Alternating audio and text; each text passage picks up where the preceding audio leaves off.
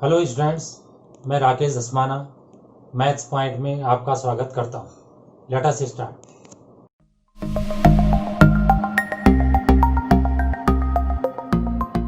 JEE advance 2018 math solution के अंतर्गत एक क्वेश्चन देखिए, कोऑर्डिनेट से आ रखा है। Let T be the line passing through the point P -27 and Q 2-5.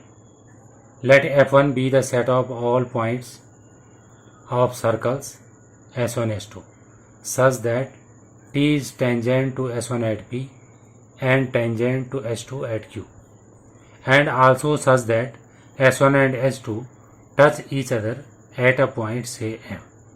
Let E1 be the set representing the locus of M as the pair S1 S2 varies in F1. Let the set of all straight lines segments joining a pair of distinct points of E1 and passing through the point R11 be F2. Let E2 be the set of the midpoints of the line segments in the set F2. Then which of the following statements are true? The point -27 lies in E1. The point 4/5, 7/5 does not lie in E2. The point 1/2, 1 lies in E2. The point 0, 3/2 does not lie in E1. तो देख रहे होंगे आप, question दिखने में बड़ा है, तो आप जो है क्वेश्चन को धीरे धीरे करके शुरू करते हैं। तो ये मैंने यहाँ पे S1 सर्कल बना दिया और ये जो है मैंने S2 सर्कल बना दिया। T एक लाइन गिवन है, ये लाइन जो है S1 को P पे और S2 को Q पे टच कर रही है, और S1 S2 दोनों जो हैं M पे आपस में भी टच कर रहे हैं। तो अब आप देखिए इस क्वाड्रिलेटरल में ये एंगल 90 हो गया, क्योंकि रेडियस और टेंजेंट के बीच का एंगल, ये भी 90 हो गया। तो इसका मतलब इसका सम भी कितना होगा, 90 होगा, क्योंकि सम 360 होता है। अब उसके बाद ये देखिए कि ये जो एंगल है कितने, मान लो अल्फ़ा है, तो ये भी अल्फ़ा होगा। क्यों होगा? क्योंकि रेडियस इक्वल है, दो साइड इक्वल है, दो एंगल इक्वल होंगे। तीसरा एंगल 180 - 2 अल्फ़ा होगा। यहाँ पे तीसरा एंगल 180 - 2 बीटा होगा। तो उसको इसमें रख दिया जो अभी प्रूव करा था, इन दोनों का सम 180। तो यहाँ से अल्फ़ा प्लस बीटा हमारा 90 आ गया। तो ये जब अल्फ़ा बीटा का सम 90 आया तो टोटल 180 है, तो इसका मतलब यहाँ से यहाँ तक भी जो है 90 है। इसका मतलब पी क्यू यहाँ पे कितने का एंगल बना रहा है, 90 का। इसका मतलब पी क्यू अगर डायमीटर मान ले तो एम का लोकस एक सर्कल होगा। वो अलग बात है कि आप ऐसा भी कर सकते थे कि एक्सटीरियर से टेंजेंट बराबर होते हैं, तो ये इसके इक्वल और इसके लिए ये इसके इक्वल, तो तीनों इक्वल, और स्ट्रेट लाइन है तो ये डायमीटर का काम करेगी, ये मिड पॉइंट सेंटर हो जाएगा और ये रेडियस हो जाएंगी, तो सर्कल हो जाएगा। ऐसा भी आप कर सकते हैं। एनीवे, अब हमने जो एम का लोकस है उसका इक्वेशन निकाल दिया, तो डायमीटर फॉर्म लगा दी, x - x1 x - x2 plus y - y1 y - y2 = 0, x1 y1 x2 y2 इनको रख दिया। तो इससे हमें इस सर्कल का इक्वेशन मिल गया, x² + y² - 2y - 39 = 0। इसका सेंटर 0, 1 है और रेडियस जो है √40 है, इजीली निकल आएंगे। अब इसमें एक बात इंटरेस्टिंग है, ये लिखा है, मैं इसको फिर समझाता हूँ।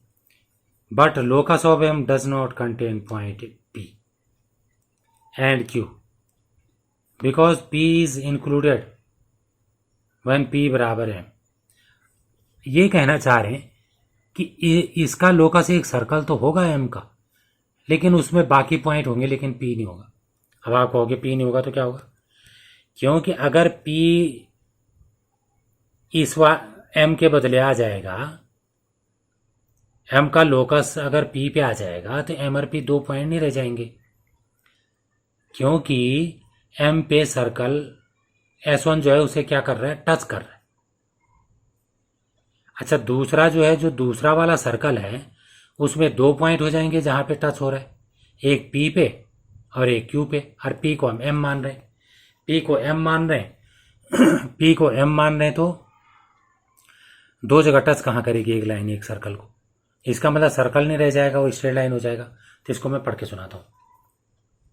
But locus of M does not contain point P and Q because P is included when P equals M, radius of S1 becomes 0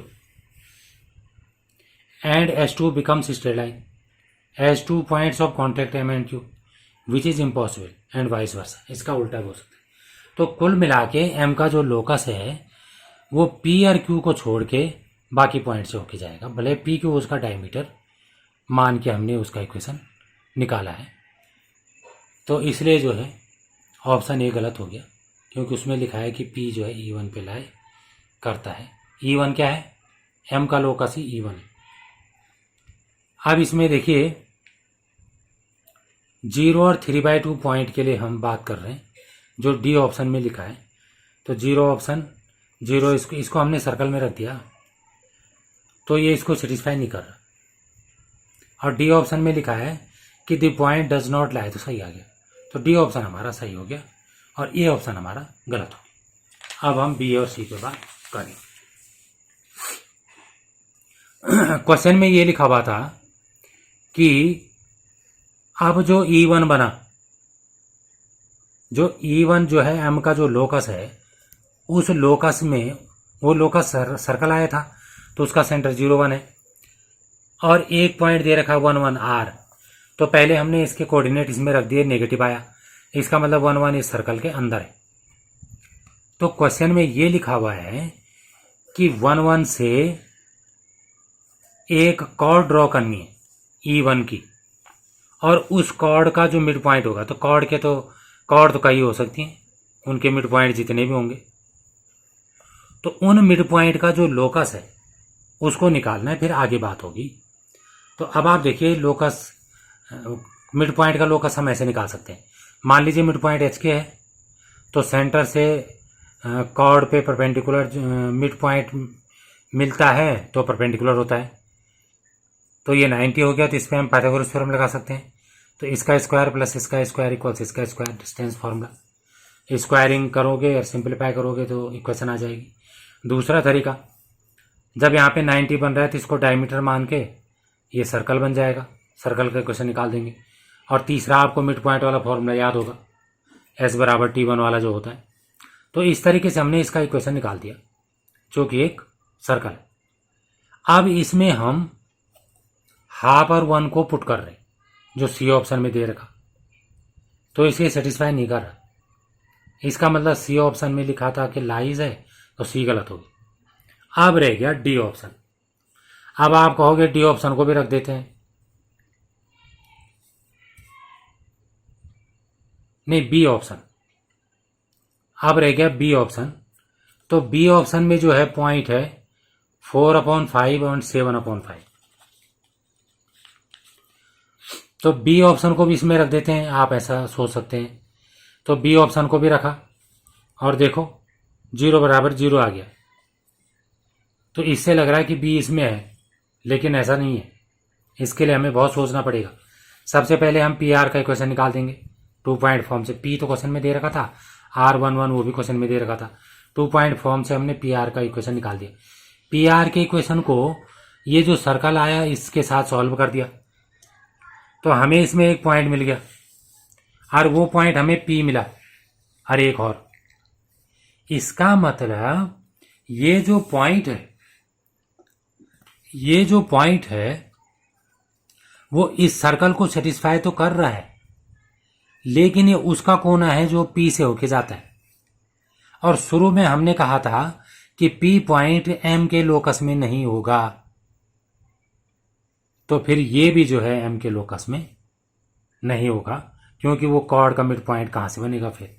तो इसलिए ये ऑप्शन, उसमें लिखा है कि the point does not lie, तो वहाँ सही लिखा है, तो बी ऑप्शन हमारा सही आ गया। अगला क्वेश्चन देखिए। लेट S be the set of all column matrices B1, B2, B3 such that B1, B2, B3 belongs to R and the system of equations in real variables -x + 2y + 5z equals B1, 2x - 4y + 3z equals B2, x - 2y plus 2z equals b3 has at least one solution. Then which of the following systems in real variable have at least one solution for b1 b2 b3 belongs to S? और ये 4 option हमें दे रखे हैं, हर एक option में 3-3 equation दे रखी। तब इन पे एक एक करके विचार करते। सबसे पहले जो शुरू में दे रखा उसका हमने डेल्टा निकाल लिया, -1 2 5 2 -4 3 1 -2 ये निकाल लिया। डेल्टा की वैल्यू 0 आ गई। जब डेल्टा की वैल्यू 0 आती है तो एटलीस्ट वन सॉल्यूशन होता है। आपको पता ही है एटलीस्ट वन सॉल्यूशन 2 प्रकार का होता है, या तो यूनिक सॉल्यूशन होगा या इनफाइनाइटली मेनी सॉल्यूशन होगा। लेकिन यूनिक सॉल्यूशन तब होता है जब डिटरमिनेंट 0 नहीं होता। अब डिटरमिनेंट तो 0 आ गया, तो अब जो है इनफाइनाइटली मेनी सॉल्यूशन होना चाहिए। इनफाइनाइटली मेनी सॉल्यूशन तभी होगा जब ये तीनों भी 0 होंगे, डेल्टा 1 डेल्टा 2 और डेल्टा 3। नहीं तो ऐसे हालत हो जाएंगे कि ऊपर वाला 0 रहेगा और नीचे वाला 0 नहीं रहेगा, ऊपर वाला 0 नहीं रहेगा और नीचे वाला 0 रहेगा, तो इन्फिनिटी आ जाएगा, तो फाइनाइट सॉल्यूशन नहीं मिलेगा। तो आप समझ रहे होंगे बात को। ए ऑप्शन में सबसे पहले हमने डेल्टा निकाल दिया, उसकी वैल्यू 0 नहीं आई। अच्छा है, यूनिक सॉल्यूशन है। तो यूनिक सॉल्यूशन है तो ए ऑप्शन में लिखा है कि सॉल्यूशन है, तो सही आ गया ये ऑप्शन।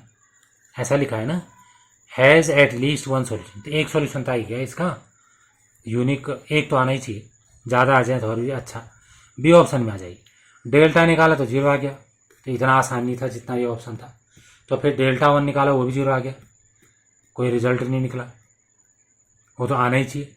फिर डेल्टा 2 निकाला, वो ये आ गया b1 + b2 + 3b3 = 0। अब इसके बारे में कहाँ से सोचें, तो फिर से जो शुरू में दे रखा डेल्टा 1 डेल्टा 2 डेल्टा 3 तीनों 0 होनी चाहिए, उनकी मदद ली। डेल्टा 1 को 0 रखा तो 0 आ गया, कोई हाँ ठीक है, इसको 0 रख के हमें एक इक्वेशन मिल गई। अब ये इक्वेशन वो नहीं है जो ये है, इसका मतलब ये गलत है, तो इसलिए जो है हमारा बी ऑप्शन रॉन्ग हो गया। इसका मतलब उसका एक भी सॉल्यूशन नहीं है। अब आ जाइए सी पे। सी ऑप्शन में भी हमने वही करा, फिर से डेल्टा निकाला और डेल्टा इस बार 0 आ गया। फिर से ये आसान नहीं है, डेल्टा 0 आ गया तो इसका मतलब इसमें जो है यूनिक सॉल्यूशन तो नहीं है। अब एटलीस्ट वन सॉल्यूशन लाना है तो इनफाइनाइटली मेनी सॉल्यूशन लाना पड़ेगा। तीनों इक्वेशन को लिख दिया डिवाइड करके, तो आप देखो कोफिशिएंट सेम है, ये पैरेलल प्लेन्स हो गए। पैरेलल प्लेन्स में सॉल्यूशन नहीं होता है। अगर ज़बरदस्ती सॉल्यूशन करना है तो इन तीनों को इक्वल करना पड़ेगा। तो इनको इक्वल करना है तो ये कॉन्सिडेंट हो जाएंगे, तो इनको इक्वल तो कर दिया। और इंटरेस्टिंग बात ये है कि इनको इक्वल करके जो पीछे कंडीशन आई थी उस कंडीशन में रखा तो फिट बैठ गया। पीछे कंडीशन थी b1 + 7 b2 - 13 b3 = 0, उसमें फिट बैठ गया। फिट बैठने का ये मतलब ये नहीं कि हमेशा सही होगा, ये केवल हमने स्पेशल केस लिया था। ये जरूरी थोड़ी कि तीनों इक्वल होंगे, इसलिए जनरली जो है ये भी गलत होंगे, मतलब इसका सॉल्यूशन होगा ही, इसकी भी कोई गारंटी नहीं है। अब हमारे पास बचा डी ऑप्शन। डी ऑप्शन में डेल्टा निकाला, वो 0 नहीं आया, बहुत अच्छा हो गया, यूनिक सॉल्यूशन हो गया, करेक्ट आ गया। थैंक्स। अगर आपको वीडियो पसंद आई हो तो इसे लाइक करें, शेयर करें, सब्सक्राइब करें और लेटेस्ट वीडियो जानने के लिए बेल आइकन को प्रेस करें। और अगर आपका कोई डाउट हो तो फीडबैक में मुझे शेयर करें। थैंक्स।